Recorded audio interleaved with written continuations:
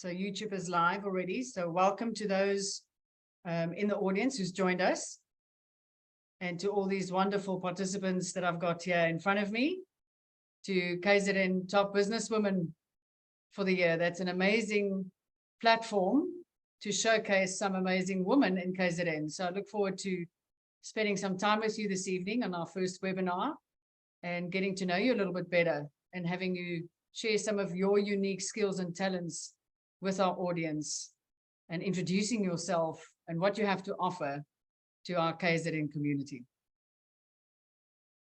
My name is Anneme Coeztee. For those of you who haven't met me before, I own a company called True Awakenings. I'm a master trainer of NLP. My claim to fame, my passion to human behavior. And what I'm passionate about is transformation. So this is really a wonderful opportunity for me to be part of this process with you ladies. And it's unlocking the human potential and understanding what your gifts and skills are and how you can utilize that. When I do corporate trainings, I usually joke and say, when I hear the word strengths and weaknesses, I get a little bit of a twitch at the word weaknesses, because your strengths are your talents. Don't try and be who you're not, be who you are, and and be that authentic expression of yourself and focus on that. And everybody has their own unique skills and talents. So when you surround yourself with what is not your talent, it might be someone else's talent. And that's how we collectively move forward together and everybody succeeds. So every one of you here have your own skills, and my honor is to help you showcase that tonight to our audience. My passion is about transformation, and I want to give you just a quick explanation about the difference and how I perceive change versus transformation. If you think of water, when water solidifies, it turns into ice, and that's change. But it will always go back to water if it's in a hot environment, right? Same for when you turn it into steam. That's what change represents. Transformation is more like putting wood on a fire. It totally, completely transforms the structure, and it cannot change back to what it was before.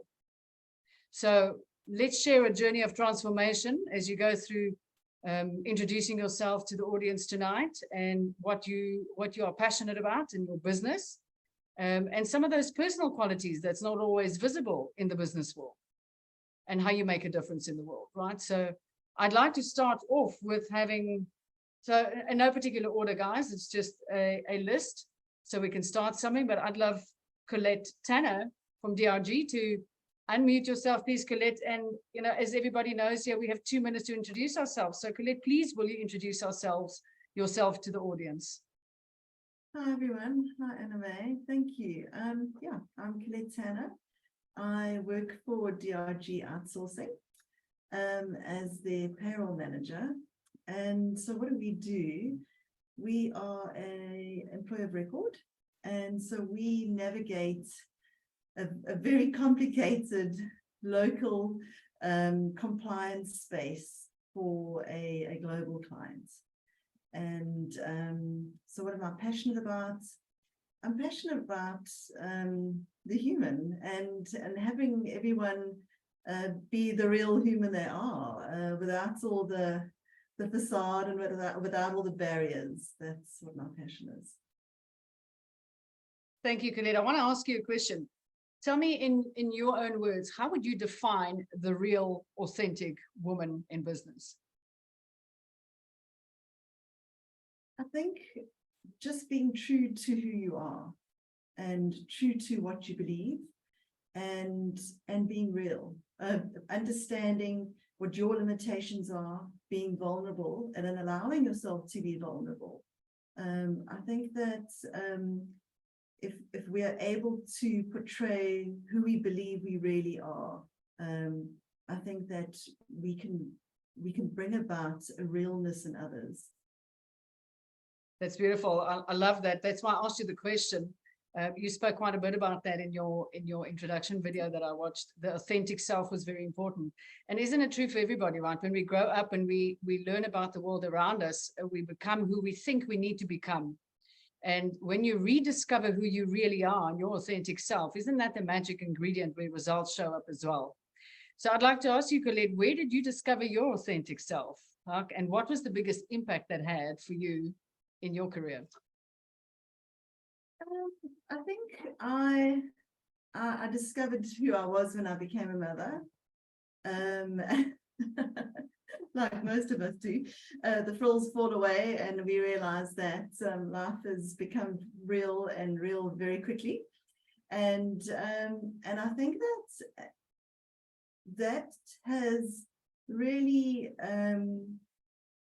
facilitated my change in understanding people in the professional space, and understanding women, and understanding that we all wear so many different caps. When we're at home, we leave work, we take off one cap, and then we're 1,000 things to 1,000 people when we leave our professional lives. And I think that's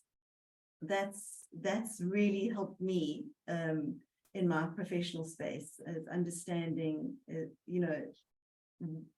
to be a real person, and that all of us are real people, and down to the building blocks, we all have the same needs. We all have very, very similar needs. Absolutely. Thank you for sharing that. I have, for anyone that is a parent, I think can agree with that. I have a saying that my little one, when she arrived, broke me open unapologetically to levels I never knew I had capacity to love. And she wasn't even apologetic about it. It was just, this is what we're doing and this is who we are. So those are called life-altering events, right? So they alter your values, your perception, your beliefs, your concept of the world. So they are huge influences. And I think as women, we don't realize the impact that those personal elements have on us, and how that actually shows up in more empathy and compassion in the workplace, which creates deeper connections at the workplace as well. So thank you for sharing that, Colette. It's lovely to have you here tonight. Thank you. Next up, I'd like to have a chat with Lindy. Lindy, please introduce yourself to our audience. My name is Lindy Wepati. I am the administration manager at DRG. We are made up of 3 companies. We have DRG, DRG CIA, and BusinessFit SA. DRG focuses on payroll services and PO services for international companies. And DRG CIA is a 52% women-owned organization, which focuses on human resource management services, such as skills development reporting, employment equity reporting, and performance management, and other HR services. And lastly, we have BusinessFit SA. BusinessFit SA is also 52% women-owned. BusinessFit SA focuses on creating a business framework for small and medium organizations.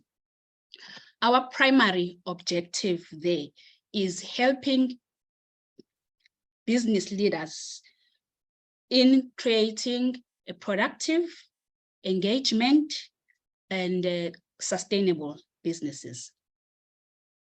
Thank you so much for that, Lindy. Please tell me, who has been your biggest mentor in your career, and what has been name one thing that has really made a big difference from what you learned from your mentor, and how are you implementing that in your day-to-day life at work? Along the journey, I met Mr. David White, who was my mentor during my study, and he is still my mentor today. He has exposed me in so many things in businesses. As I've said, I am involved in 3 companies, DRG CIA, and BusinessFit SA. For me, there's a lot to learn. There's a lot to learn. So every day I'm learning something new. Yeah, every day I'm learning something new.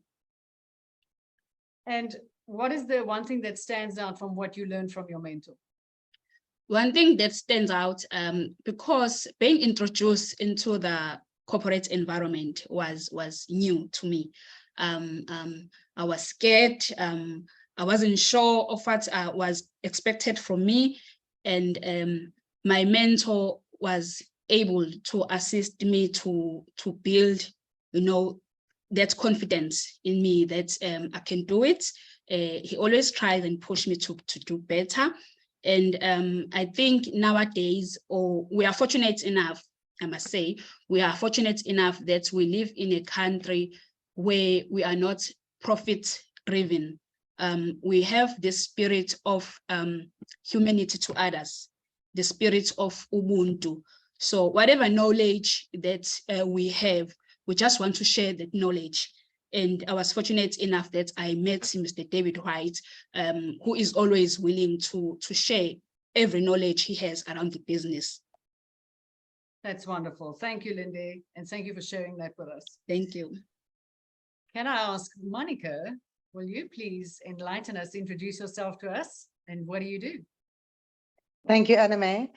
I'm Monica Jorgensen, and I'm a business owner. I own the Mozambican Morningside in Durban, and I've owned the restaurant for a year now, and it's been an amazing experience thus far. It has had its ups and downs, but it's my passion. Hospitality is my passion, and I have a great team. I have a great people that work in our head office that are always there to support me. My franchisor, it's an absolutely amazing company, Mozambique, and it's a growing company. We have just opened our 40th restaurant in Mangwanani just last week. So it's been a great and incredible journey thus far. I've had my scary moments, I won't lie. Especially now, like, during this period where we have the most of the Indian community that have been fasting for a whole month. I've actually said to some of my customers, please become Christians. I'm tired of I'm tired of losing so much money while you guys are fasting. So it's been a great year thus far, like I said, and I wouldn't change it for anything in the world. So I'm happy to be a restaurant owner, and it's been an incredible journey, and I have a great team. I think they make every shift very exciting, everybody with their own awesome personalities, so they have my back. They often tell me, please go home, we've got it, we can handle this. And I know I'm there from 10 a.m. to 10 p.m. and it's hard for me to stay away from my business. I don't know if this happens within the first year that you can't keep yourself away from the business, but I can't stay home anymore. I just want to be there. I want to open that door and I want to lock that door every night. And yeah, so, I'm happy. I'm in my happy space right now. So yeah. That's amazing. Well done. Well done. I think I like to say to people, when you're an entrepreneur and you're self-employed and you have your business, you think you're on holiday lying on the beach, but your head is still in your office. Even if you're lying on the beach, it's like it doesn't stop. It's always there. Can you explain to us, perhaps give us an example of a pivotal moment in your career that changed the trajectory of your outcomes and your success? What is a pivotal moment for you? Well, achieving top growth in the year 2022, when I just had opened the restaurant in August 2022. And for me, that was a great moment. I still can't believe it. I've really turned the business around in the short space of time. And so I think that was a high for me. And I'm actually very proud of the work that I've done, because it was not easy. And I'm very grateful to all the people around me that assisted me to get there. So I don't think we should forget those people that got us there. So that was a pivotal moment for me. There's a saying that comes to mind: teamwork makes dream work, right? It just makes it easy for you when you're holding hands. You also mentioned in one of the videos that I watched that we recorded previously, is that you mentioned that you had a bit of a challenging background And I wanted to know, how did you overcome that old belief system that allowed you, with overcoming that, to create the success that you have so far? That's a very tough one, because coming from a previously disadvantaged background, everything was difficult, you know. I'm still in the struggle, believe it or not. You know what, I think my confidence, you know, I always believe in myself, that, you know, I always believed, and I was a little girl and having tough times, that I could do it. That, you know, I needed to follow my heart and follow my dreams. And that's exactly what I did. And, you know, I think the biggest thing is, like, my family supported me a hell of a lot, you know. When I was still a receptionist in a hotel, and I said to them one day, you know what, I'm going to England. And I applied for my visa and I bought my ticket, and they still couldn't believe it. And I said, I'm leaving in 2 weeks. And they supported me a hell of a lot. So they've been there for me. They've encouraged me, encouraged my dreams, and they're still there for me, you know. So I think it's the support of my family that's got me to where I am today. That's amazing. Thank you for sharing that. And it's also so important for anyone that's looking at becoming an entrepreneur or starting your own business, is really what you said, is like having that dream and chasing it like it's not negotiable, and building your own confidence and backing yourself. And then magic happens, right? This is what got you here today. So well done for that. Well done. Thank you for sharing your story. I'd like to ask Mags to introduce herself to our audience.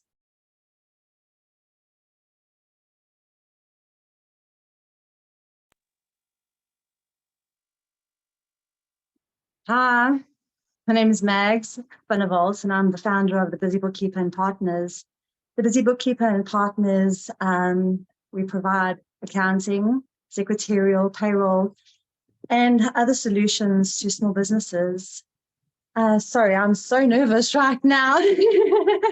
So please bear with me. Yeah, the nature of the company, as I said already, is to provide small businesses with accounting, tax, payroll, and secretarial solutions. Additionally, we offer financial advisory and assistance.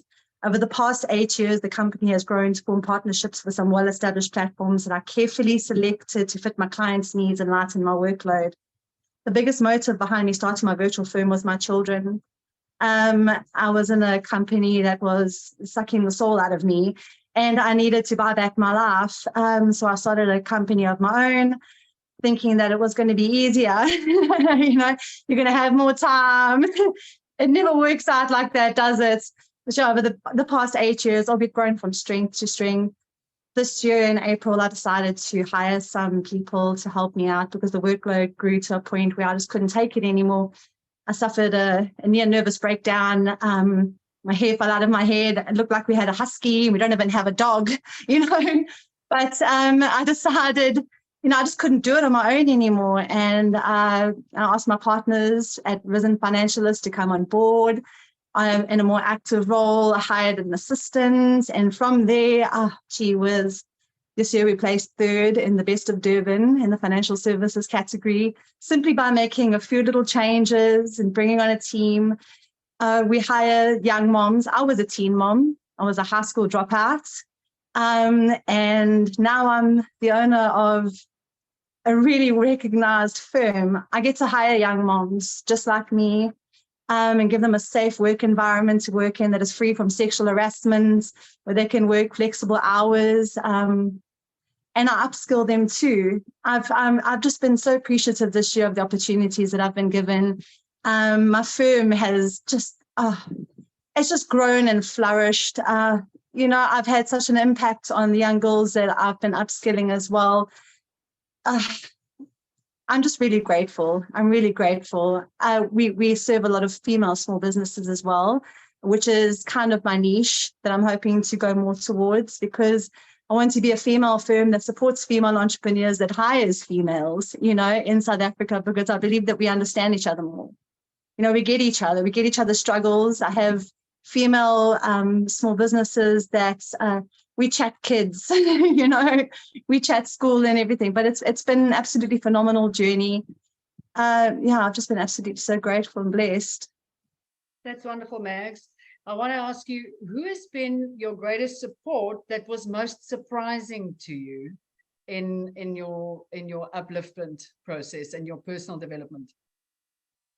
You know, I'm going to say generally your immediate family can, I'm not your immediate family, your family can be your worst supporters. You know, they're not generally very supportive at all. They generally are the voice of doom. So during my process, it's been my immediate family, first and foremost, but also I've received an amazing amount of support from people on the internet, on social media. It's been absolutely fantastic having that kind of support from people that you haven't even met, you know, and they're busy, they're raving about you. They're like, you can do it and everything, you know, like it gives you hope. It gives you hope that there are really some good people out there that just want to see you succeed in life. Now, you mentioned something in your interview prior, the difference between commitment and being interested. So Yes. how do you show up? Explain what that means to you, and how do you show up in your commitment in your business? Well, the difference between, for me personally, being committed and being interested. If you're interested, what's going to happen is you're just going to make up excuses all the time. If you're committed, you're going to find a way to make it work, regardless of the challenge, regardless of the obstacle that you face, regardless of whether or not you have COVID or whatever the case may be. You know, you're going to get up and you're going to show up and you're going to do it without excuses, you know, because ultimately you're going to have stumbling blocks.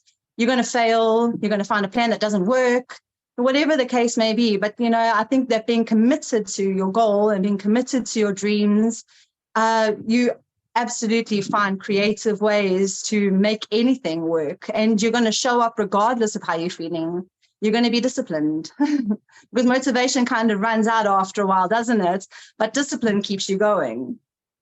That's wonderful. Awesome. That's fantastic advice for anybody that walks headfirst into a hurdle, right? Because those things will happen. It's not always smooth sailing, but it's that determination, that commitment. Motivation is usually when we get some external triggers. You know, if you can imagine having a gym buddy, that the days that you don't feel motivated, your gym buddy is going to come and drag you out of bed and take you to gym.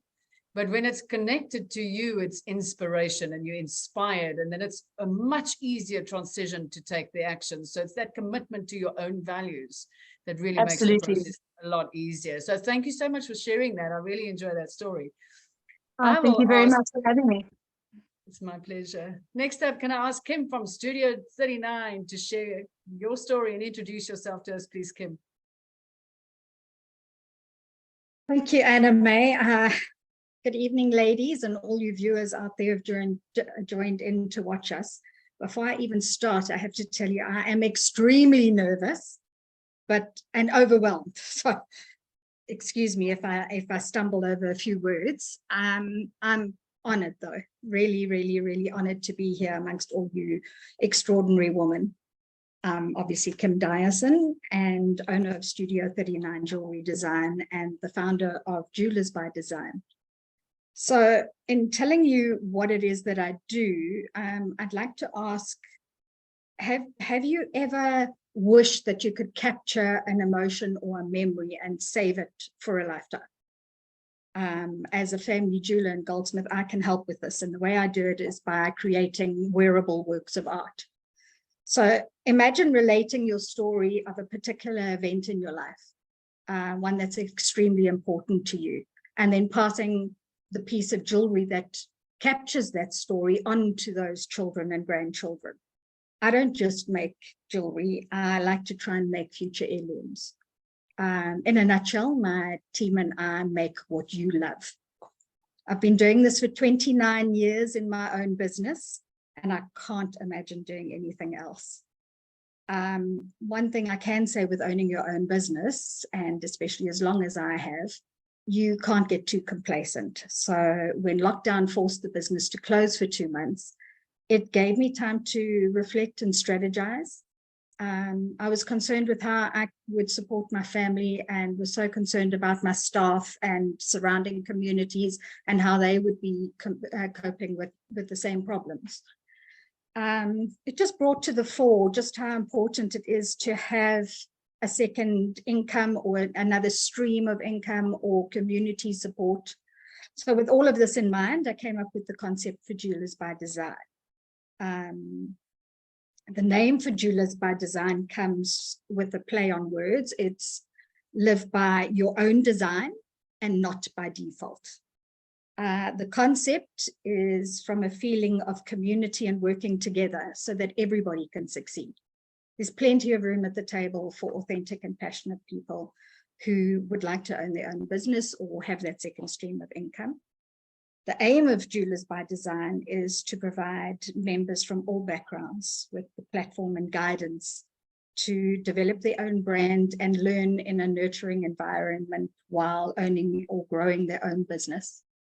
I believe employing locals and mentoring them when they start up their own business is a way of giving back to our communities. I do believe small business, in particular us ladies, are the backbone of economy. So we should stand together. We should work collaboratively, combining our skills and experience. And I think that will uplift the communities around us. And in so doing, will create jobs and improve lives. So I'd like to thank KZN Top Business for the opportunity to introduce this and myself to you all. Thank you so much for that, Kim. Tell me, how do you continue to educate and reinvent yourself in the changes that happen in your industry? Well, I think education is ongoing. There's been obviously lots of challenges in our industry in particular. So you've got to move with the times and how people are changing their view on jewelry. I obviously keep up with the latest trends in gemstones, what's trending, etc. But I think the biggest thing has been that the view towards jewelry has become one of, it's a luxury. And in today's times, a lot of the people out there are wanting more of an experience. But again, I just say to you, well, how do you capture that? How are you going to remember that memory? It's basically what I've said in my opening statement, that I provide that platform. So yeah, just keep educating yourself on the way trends are changing and pivot with that. I love how you put that into words to say you're going to capture that memory in a future heirloom. It's a different perspective around jewelry that I think is really going to get the audience and your consumers and clients to think about jewelry in a different way. It's not just a costume ring that I'm slapping on. It's actually meaningful on a much deeper level. So I love that. I understand that whole sentimental side of things. It's so important. Jewelry isn't just a piece that, as you say, slap on. It really isn't. It's so sentimental and it does get passed on. So you need to have something that means something to you. Jewelry must be meaningful. It's lovely. Thank you, Kim. I look forward to seeing some of that jewelry. I'm sure we'll bump into each other. I'll come and visit you. Thank you for sharing and introducing yourself. Next up, I'd like to ask Zanele from the Unlearners. Enlighten us, please, Zanele. Hi, thank you so much. Hello, everyone. My name is Zanele Njapa, and my clients call me the Unlearning Lady. So you might see two little dots behind me there. Those are butterflies. And I've actually got another one on my wrist here that I was so nervous to get earlier this year because I was brought up to think that certain things are bad. But the big idea behind the butterfly and the work that I do as the Unlearning Lady, which is what my clients call me, is that I really support organizations and individuals who are ready to really play two roles. They're ready to play the role of the death doula, allowing something to die. Oftentimes we think about having the individual who helps, like a birth, what do they call it nowadays? Like someone who supports the birth process, who's there to help, like when the baby comes into the world, to really usher the baby into something completely new. But very rarely Do we think about the person who's there to hold your hand in the hospice when it's time to actually let go? And so what I do and what my company does is that we really help our clients through that process, because oftentimes when we think about change and transformation, we're just going run, run, run, run, run. Let's do the next thing. Let's jump onto the next system. But we really bring in that approach of unlearning and relearning. Let's let go of what no longer serves us and then jump into something new, which is similar around that idea around the butterfly, and how when I got that, I was so nervous because I had been taught by society, by my parents, by religion, that it was wrong and it wasn't who I was. So with that process, and I think just actually having it on my wrist shows you that for me, this process of unlearning and relearning is not just what I do, it's who I am. I strongly believe that it's so important. And our company motto is actually that it's okay to make mistakes, building a world where people know that it's all right to change your mind. If you believe something yesterday and today it's changed, it's fine. We shouldn't hold you to that because you're a new person. And that really is the approach we bring to our clients. So we serve corporate clients, but then we also serve our individuals who we call unlearners. We serve our corporate clients through offerings like consultancy, keynotes, workshops, facilitating certain conversations around change and transformation with that two-step approach. But we also support our individuals through courses. If someone's going through something and they're really struggling, we bring in our neuro coaching tools into that as well. And then also retreats that we offer for people who are going, okay, I'm wrapping up my year and I want to be able to unlearn and relearn for this coming year. So yes, that's me. That's awesome. I love it. And, you know, just your example about the butterfly, isn't that just such a beautiful example of a comfort zone, right? All those things that we learned forms part of this comfort zone, and you think that you're comfortable, but it's actually just familiar. And even putting it on your arm, you know, and having that reminder is like, I've actually reset that comfort zone. I've actually stepped outside of that construct that was perceivingly limited, and being able to express what it is that it means to you as an individual. So that's awesome. I want to ask you a question. You mentioned in one of your interviews on the video, you used the word crippling beliefs. So I want to know, what is one of your most crippling beliefs that you have transformed, and how has that impacted your success in your business? Thank you very much for that question. I absolutely love it. Definitely the one that stands right at the top is the belief that I can do all things. I can do everything. And now, yes, that's a beautiful belief. It can be super empowering, but when you run a business, it's probably not the best thing to believe about yourself. I actually gave a talk today about work-life balance, and the idea that work-life balance is actually quite a big lie. It's more about being a holistic human being. And so for me, when we talk about crippling beliefs, and that one for me, it's having the understanding that I stand in the ownership of my uniqueness, and then allow the individuals around me who have their own strengths to then support me, and then we can make a bigger impact. So that crippling belief for me has played a huge role with stunting the growth of my business at a certain stage, because I wouldn't hire, and I would go, no, we'll hire when the business is much bigger. Let's save it for now, and not allow us to grow by bringing people in who are experts at certain skills and in their spaces. So I'm definitely unlearning that one. It's a work in progress because I'm a confessing perfectionist. So still working on it, but we're getting there. I think you got some skills in your toolbox to work with, Anneme, and we wish you well on that unlearning process. So I'd like to give Nonkululeko an opportunity. Nonku, I'm assuming, is how you shorten that. If I look at how you've labeled your name. Nonku, please introduce yourself to us and share with us your journey. Thank you so much. Evening, ladies. My name is Nonkululeko Mkhize, but you can call me Nonku. I'm a social worker by profession. I'm a mom, I'm a wife, and I'm the founder and CEO of NHM WellNet. My business prioritizes the holistic well-being of employees in order to improve productivity and reduce absenteeism. We offer tailor-made services to address the unique health services that is mental, emotional, financial, and spiritual challenges that are faced by employees on a daily basis by providing culturally sensitive and inclusive programs and resources. Our goal is to empower employees to lead healthier, happier, and holistic lives, contributing to their wellness, because we believe that emotionally stable employees are productive employees. Absolutely. Thank you. Absolutely. So how do you prioritize tasks and responsibilities when everything seems like a priority that's urgent? Oh, yes. So everyone has a to-do list. I mean, everyone wants to get things done, but I think how I actually prioritize is firstly by looking at what is important and what is urgent at that particular moment, and also asking for help. I think just like Zanella, I'm someone that is actually learning that I don't have to do everything myself.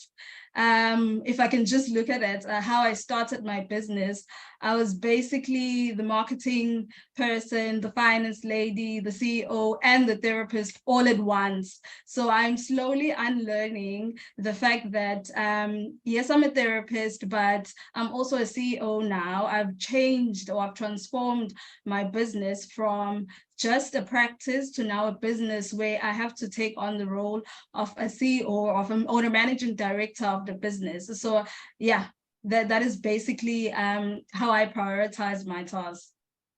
I think everybody that's gone through the process of owning a business has come to the hurdle of, how do I switch from just being a self-employed to a business owner? And that mental mind shift is the biggest adjustment that we find. And I love what you said in terms of what's the difference between important and what's the difference between urgent.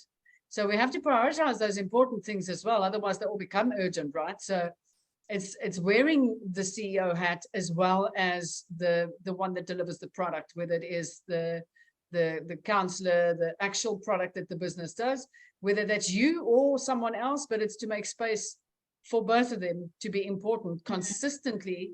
And hopefully we can get to an 80-20% of 80% important stuff done and 20% urgent stuff managed. So thank you for sharing that with us and how you apply it.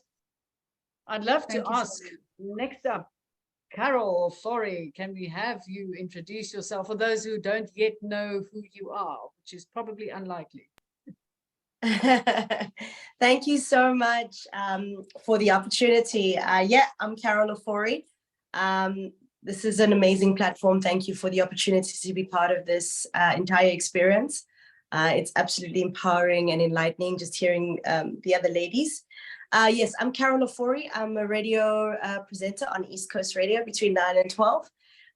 Also got the Carol Forey podcast, which is an exciting venture that allows me to do a lot more of my investigative side, my answering questions side, my journalistic side. And allows me to talk a lot more than, play music. So I'm very, very excited about the podcast. It's in its second season. The first season was nominated for a DSTV Content Award, which was absolutely phenomenal. I'm also an author, a children's book author. I wrote a book series called The African Adventures of Sena and Katlego, which hits all shelves, bookshelves across the country. And it's 6 books. We visit 6 countries, South Africa, Uganda, Chad, Eswatini, Egypt, as well as Ghana, which, the book project, I still kind of marvel that I pulled that off. It's insane. And then I'm also the co-founder of Ratings for Schools, which is a school finding portal. It's ratingsforschools.co.za, an amazing school finding portal where parents can find schools using filters. Just like we find homes, we go according to budget, specifications, all of that. We've created a space where you can do that with schools and compare them from one school to the other and be able to find the right placement for your kids, which has been really an exciting project and it is growing exponentially every day. Also an MC, facilitator, voiceover artist, have done some really amazing work with my voice work, having been a character for Disney, shows on Disney Plus, and also being the station voice for numerous stations in the country. And yeah, I just kind of find the different colors of my brand, Carol Forey, and the different skills. And I've been able to utilize every side of my skills and my talents to create some sort of brand that I've created. And that is, of course, Carol Forey brand. Yeah. Thank you so much. I was fascinated by the books when I discovered that. And I loved the boldness when you said, I want to do 10. Okay, I'll settle for 6. Right. With you with you being in the spotlight, obviously, in radio and so forth, how do you handle criticism and how do you leverage that for your growth?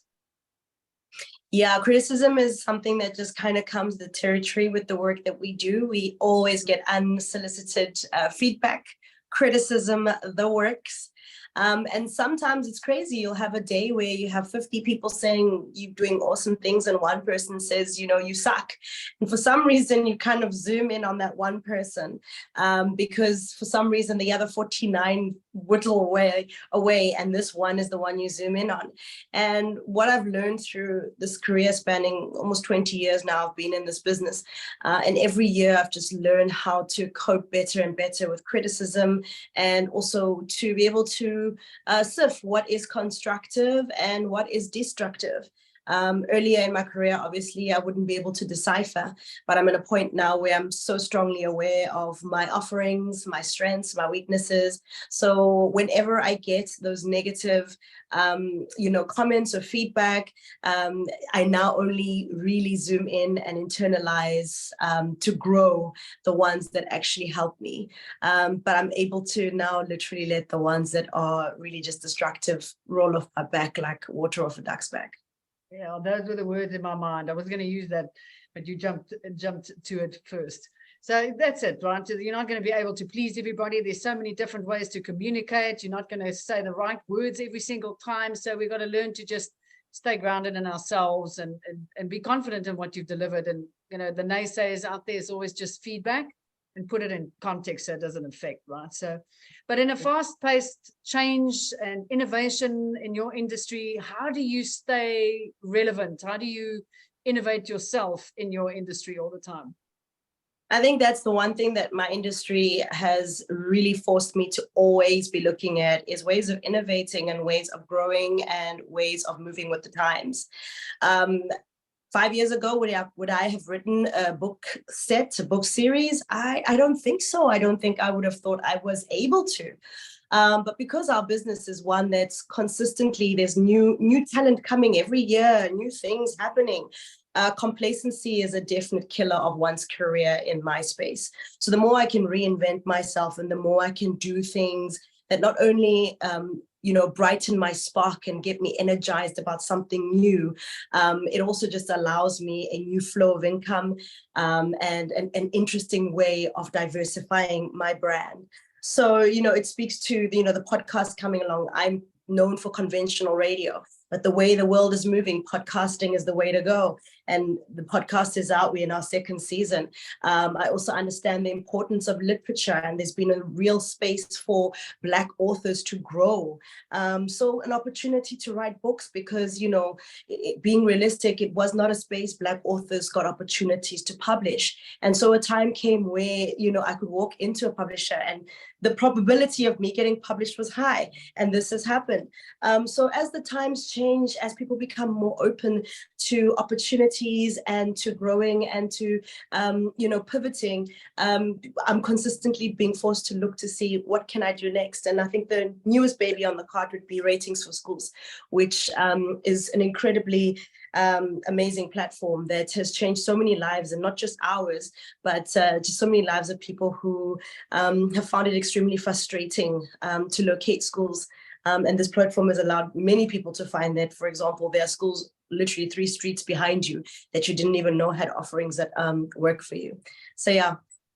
Thank you so much, Carol. Yeah, it's awesome to see your passion for children. I share your passion because I think if we knew then what we know now, having gone through trials and tribulations, I think life would have been a little bit smoother. So thank you for breaking that mold and paving the way for other Black authors to also have the courage to step up into that space. So thank you for introducing that.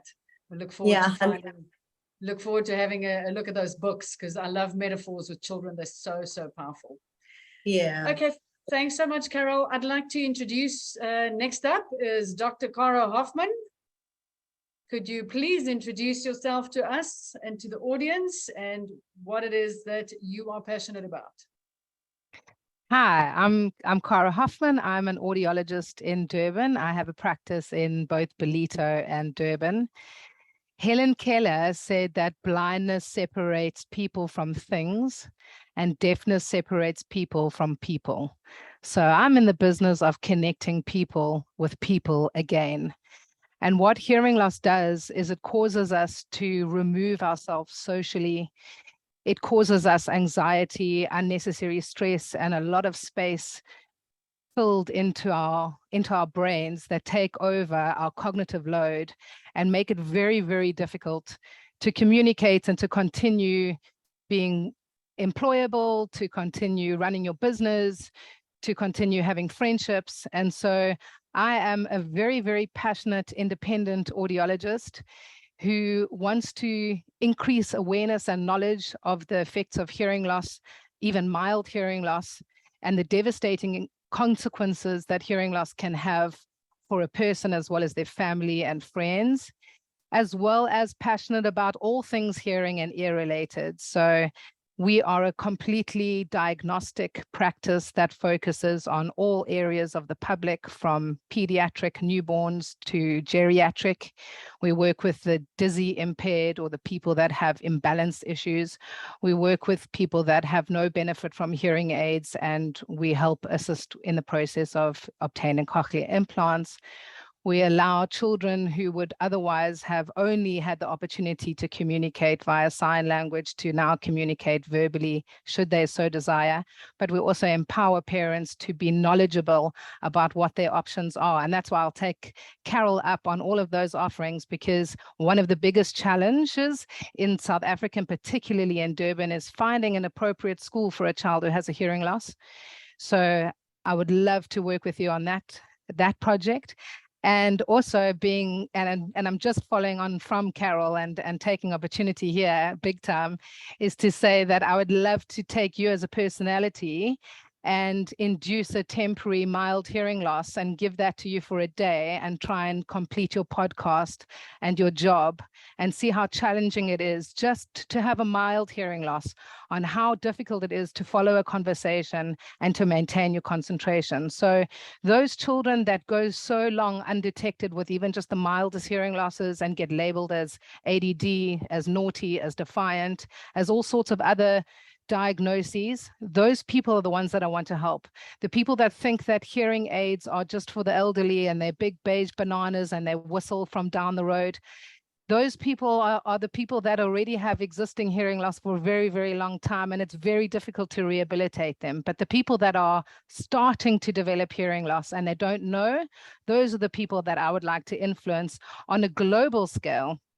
And part of what I do and part of what my passion is about empowering other audiologists around the country to do exactly what I'm doing. So to be independent, to not be dependent on specific brands, to not be bought out by their ethics, to continue being true to their profession, and to upskilling independent audiologists around the country through a vision that I called I AM, which stands for the Independent Audiologist Matrix. And I want to see that all independent audiologists around South Africa are successful in being able to tap into more than the small 10% of the population that we are currently tapping into who are presenting with hearing loss. So that's me in a nutshell. Awesome, Cara. Thank you so much for sharing that. That's a big job in terms of taking on the industry and making a contribution back into audiology like that with the IM matrix. That's stunning. Tell me, what qualities do you believe every successful businesswoman should possess? I think What are some of those ethics that you mentioned? I think the biggest thing is just remaining true to yourself and remaining true to your cause. It's so easy to get tempted and to get skewed. Your path gets skewed and you get tempted by other options and opportunities that might not resonate so well with your deep down ethics. And so I think the biggest thing is remaining honest and keeping your professional and ethical hat on for as long as you possibly can. So what has been quite a, tell us a little bit about you on a personal level. What has been the biggest shift in your career, but from a personal perspective? I would say becoming a mother as well. I think that's what everyone also experiences. I'm a mother of three little ones, age 6, 4, and 2. They keep us very busy, both physically and emotionally. And I think that's probably one of the biggest challenges as well, is being passionate about your business, your baby, and having physical babies as well to be passionate about.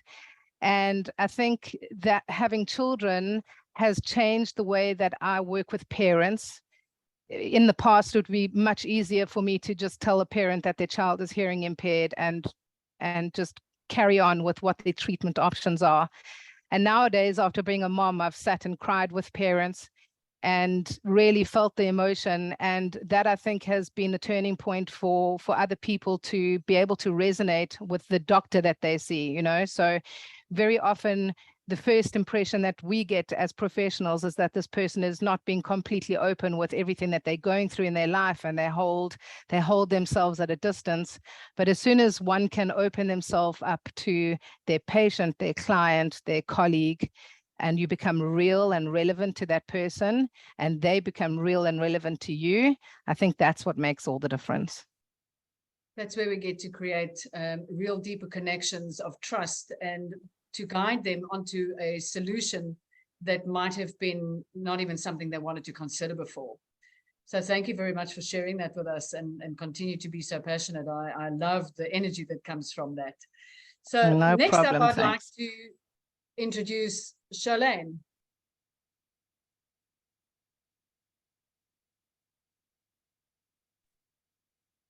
Good evening, everyone. Okay, first I'd like to apologize for the darkness surrounding me, as I'm sure we all used to load shedding by now. Yes, so my name is Charlene Perumal. I'm a CEO by trade and a philanthropist by heart. I have several businesses, but my passion is my charity organization. So my businesses basically fund my charity organization, which enables me to make a difference in society. So I believe that I can change the world with one act of kindness at a time. I know that's a big ask, but I try anyway.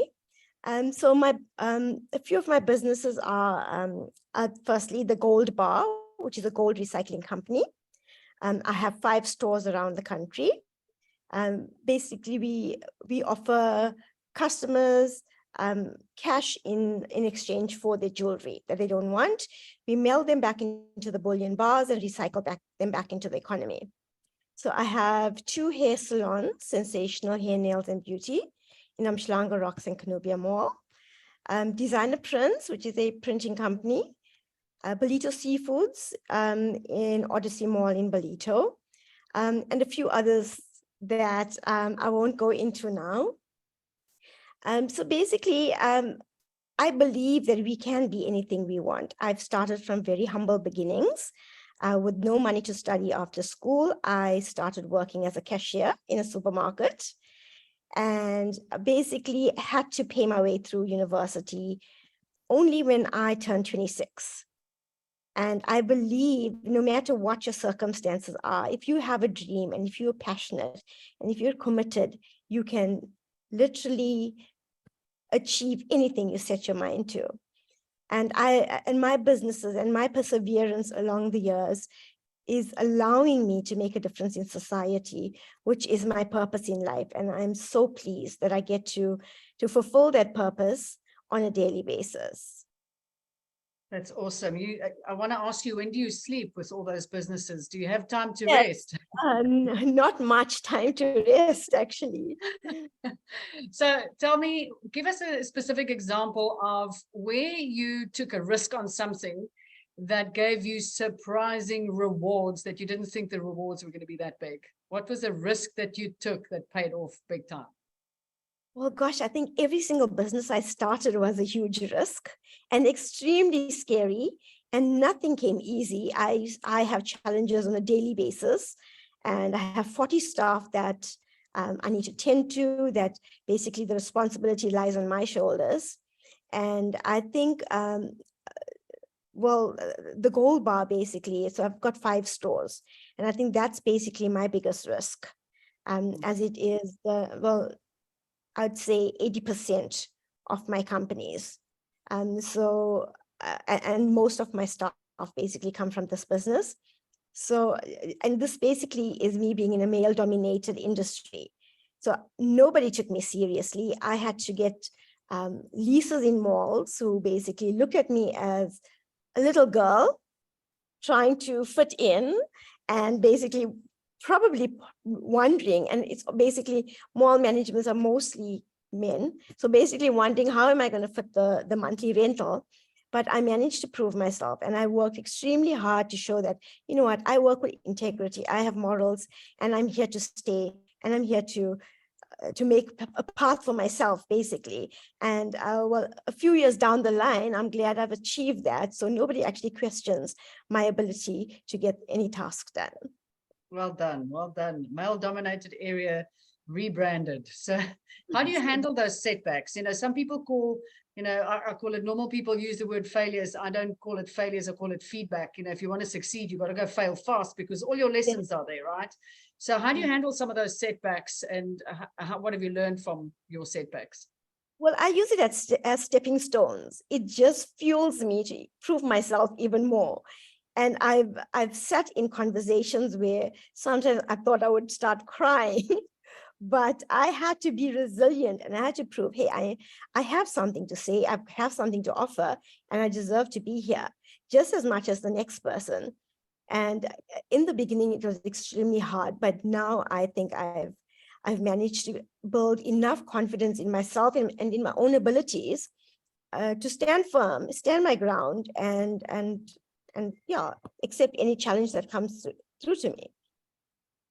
Thank you so much for sharing your journey with us, and I hope you get some rest tonight, and that the businesses don't have you tossing and turning all night. And I look forward to touching base with you again through this journey. Thank you. My pleasure. Who I'd like to ask next up to introduce herself and her business is Cherise.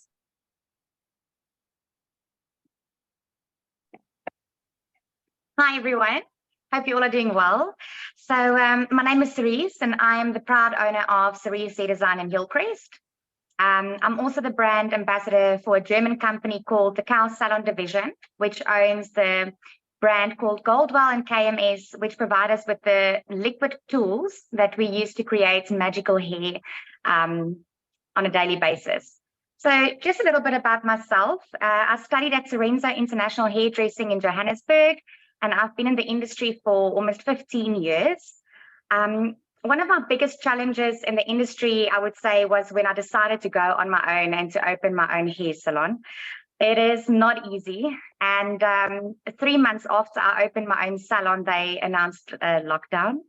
And that was one of the biggest challenges, I would say. And after lockdown, I got involved in the educational team in Goldwell. And I think that is when Goldwell recognized me, where I created little hair videos and just to educate customers and consumers on hair care products and how to look after your hair. If some of my customers are watching, I think you'll giggle if I say this. I'm extremely, extremely passionate about the science and the biology when it comes to hair and hair care products and the structure of hair and how to look after your hair and take care of it. The Upper Highway also calls me the blonde doctor, which is a funny story. When I still worked in a salon before I owned my own salon, a customer phoned in and she said, can she please speak to the blonde doctor? And I still said to her, I'm so sorry, this is the hair salon in Hillcrest, but the medical center is opposite the road. I'm sure there's a blonde doctor over there, you know. And she said, no, there's a lady that's apparently she is a doctor when it comes to blonde hair. And that's a huge honor, just to know that being recognized like that. I really truly care for the integrity of the hair. But not only about that, I'm also very passionate about people. And in my industry, you know, a lot of people will be like, oh, she's just a hairdresser, or oh, they just do hair. But, you know, I think we actually touch a lot of more hearts than we touch hair, because we connect with people on a daily basis. We get to listen to their stories. We get to share our stories. And that's why it's such a huge honor to be here and to share a little bit of my story. It was a very bumpy one. It didn't start easy. So like I said, we went through lockdown, we survived flooding and looting and all of that. And when I started my salon, I just had a small 28 square meter and it was just myself and an assistant. And then 3 months later, another incredible, highly qualified colorist and stylist joined my team. And my team grew from the two of us, and today we are 3 highly qualified colorists and stylists and cutting technicians. And I've got 2 amazing assistants. They are always bubbly and happy and smiling. I just love the energy, the way they meet and greet my customers. I just always wanted to bring a different experience to KZN when it comes to the hair industry. Like I said, I've worked at Terenza International Hairdressing, and the industry over there is just completely different. The way that we meet and greet our customers, we interact with them, complimentary beverages, and we just really educate our customers on their hair and the beautiful hair care products that we supply. I also believe that the hairdressing industry is one of the fastest growing industries in the world, and therefore we need to constantly reinvent ourselves to keep up with the latest trends and leading trends and techniques in the industry. Lifting people in my industry, I would say, is also a big passion for me. As I always say, that emotions are attached to our hair. So personally, if I go through something, a breakup or whatever, if I'm depressed, I want to do my hair. If I'm happy, I do my hair. If I'm sad, I do my hair. So I'm sure we can all relate. And I must say, it's really fulfilling when you have a customer in your chair who didn't have a great day or they're going through something, and you've made them feel better just by imparting joy and doing their hair and just being there for them. I'm also excited to say that we are a part of the Espavo creative team, and we will be going up in November to style the hair for the Mrs. South Africa finalists at Empress Palace. We've just done a photo shoot at the Wild Coast for them a couple of weekends ago, and we've already met all the ladies and they are fabulous. And myself and my team will be going up to Johannesburg, and I can't wait to take part in that. And yeah, just to share everything with you guys when we come back. That's awesome. We look forward to getting that feedback from you. Well done on that. So I'd like to know from you, when we go through these difficult challenges, like 3 months after opening your salon and you go into lockdown, how deep did you have to dig into your own reservoir of values to manage those challenging times? And as you mentioned, then we had the looting and the floods. I think we just, when you apply for a job, you just have to tell everybody you live in Durban or KZN, and that should show them the grit that we have here. So what did you dig into in your own core values to navigate those challenging times? Okay, well, first of all, I dug very deep into my savings. That's one of the things. Yeah, look, the advice I can just give to anyone out there, and especially going through these challenges, is, like I said, if it weren't for my savings and putting everything back into my business, I would honestly not have been able to financially survive any of this. I mean, these incidents, we aren't prepared for it. It happens. So you always need to have the financial backup, number one, and always put back into your business. And because of that, I could still provide for my staff, and I still paid their full salaries during that time. And then on a personal level, I would just say to never give up. I think a lot of where I had to really dig into myself was to give back to my customers during that time, especially that period. And, just to keep the interaction with your customers, keep checking in on them. I started making the educational training videos that I started to share with my followers on Facebook and Instagram. That opened doors. That's where I got some recognition. We also won in 2021 when I moved to my own premises. That was also one of my biggest challenges, because during that period of time, I got the sad news of the unexpected passing of my dad. And I've also lost, and not long before that, my stepdad, and just before that, my grandfather. So I had to really learn how to do all of this without a male role model or a male figure. I had to learn how to deal with contractors on my own, and construction work, and architects and engineers, and even septic tanks. Like, I had to learn all of that. And I just think when all of these things happen, you just make it happen. So to all the ladies out there and all the women out there, you can do it. Just always never forget where you come from and just push through.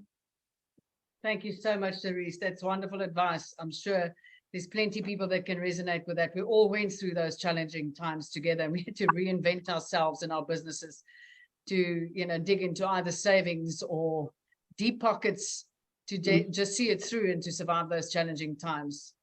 Thank you for sharing. Last but not least, can I please ask Mandy from Maraschino Collective to introduce herself to us and to the audience and share with us your journey, Mandy. Thank you so much, Anneme. And I'm totally inspired by this incredible group of women. I've sat here with a lump in my throat, and so much of what's already been said resonates with me. I'm Mandy Rootman. I'm the owner of Maraschino Marketing Collective.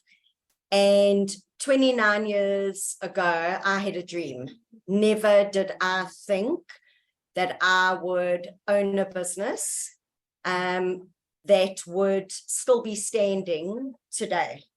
I was a young mom who wanted her own identity and thought of a plan and just went with it, not knowing where it would go. And today I own an all-in-one marketing agency. We Ballito based, very blessed to have an incredible client base here in Ballito and the support of many Ballito businesses, but we've grown to have a national base as well as an international base, which never in my wildest dreams did I think was possible. So COVID hits us hard. We moved to KZN 7 years ago from Joburg. I had this incredibly strong network in Joburg, you know, my comfy blankets, and we moved to Ballito, the world of Ballito, its own country, and very, very blessed that there were so many ex-Joburg people that I had connected with over the years who were here. And pretty soon, I built a little base of marketing clients just by speaking about my passion, not ever my business. It was about, I love people and I love finding ways for people in their personal life as well as in their business lives to sort of expand and let others know about their gifts or what drives them. So very, very fortunate in that regard. Today I sit here with the most incredible team of 8 women, all women. People ask me pretty often, is there a no man sort of ban? And it's never been that. I just think where I come from in a marketing space is very much an emotional space. I connect with people. If I love what you're doing and can resonate with your business, for me, it's authentic and real and natural to try and help market you. I have learned over the years and to suck it up that I might not be the perfect fit for everybody. And in those instances where it has happened in my career, I've been pretty confident in handing those people over to other marketers. So I'm not one of those people who doesn't liaise with other marketers or industry professionals. If I think somebody can do a better job, I'm going to be the first one to put up my hand and say, you know what, I think you need to speak to this person. So the team that we've got now loves what they do as much as I do every single day. And people talk about a balance in life. My work is my life because it's about people. So people ask me what my hobbies are, all of that. Well, you know what? My hobby and my life is my work because it's people I love, it's industries I love, it's events that I love. So it all comes into one sort of happy scenario. You know what, our list of services, as I said, it's an all-in-one marketing business. We've learned over the years, and going back 29 years ago, you had separate businesses who did PR opposed to marketing, above line, below line, whatever. That's all changed. And we focus on all avenues that include brand development, social media, web design and development, copywriting, social media, and anything that you can think of in the marketing sphere. Other than that, I'm a mother, I'm a wife, and I'm a glammy to 4 precious grandchildren. And what I'm doing now is building something that has longevity, not only for my daughter who works with me, but for the team, the young team who is here with us every single day at Maraschino, and for my grandchildren. So that's me in a nutshell. Thank you so much, Glammy, and lovely to meet you. Tell me, in your industry, golly gosh, it's a moving target, isn't it? With online media, social media, everything going online the way, especially it did in COVID. How did you innovate and how do you stay ahead of the space, especially with AI coming into your sphere? So you know what I mean? COVID gave me the opportunity to rethink everything that I'd done. So prior to COVID, we were on a high of note. But 90% of my clients at that time were hospitality. And that is what sort of was temporarily destroyed. It never stopped me. I went into a motion of sort of fighting for all of them, finding ways that we could sell stock, still promote them so that when we came out of COVID, they had a base to start from. It taught me a lot in terms of my own business, that not to be so focused necessarily on one industry. So while I might not understand engineering, I might not understand plumbing. I was married to a plumber for 18 years, so I do understand plumbing. But it took me into a space where if I could understand where the owner of the business was coming from and what they wanted to achieve, not just for themselves, but for those who were involved in their businesses, that we had to grow a community base. So everything I've ever done is based on a community.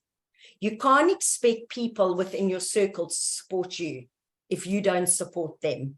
So that is what I do with every single client. I try and grain them in a community, because if you get that right, you've got growth everywhere, because people buy into people. And if they can see that you love your community and support your community, they're going to go on this journey with you, no matter where it is in the world.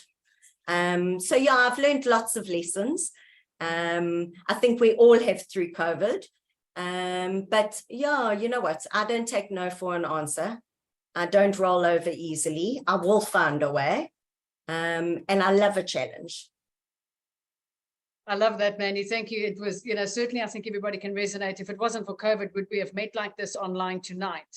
It became way more acceptable to adjust, and we didn't really have a choice if we wanted to survive in our businesses in the way that we engage with one another. So it certainly gave us some pros and cons, but it's about looking at how did it serve us and how do we use it to springboard to the next level? How do you innovate your business and stay relevant? But it has been an absolute privilege and honor to share this evening with you ladies and getting to know you in this phenomenal platform of KZN Top Business Women. I will certainly see you again through this process, and we will celebrate in November at the grand event. So have a wonderful evening. We'll chat soon. Thank you to the audience who tuned in. Stay tuned. Next week, we have our second webinar.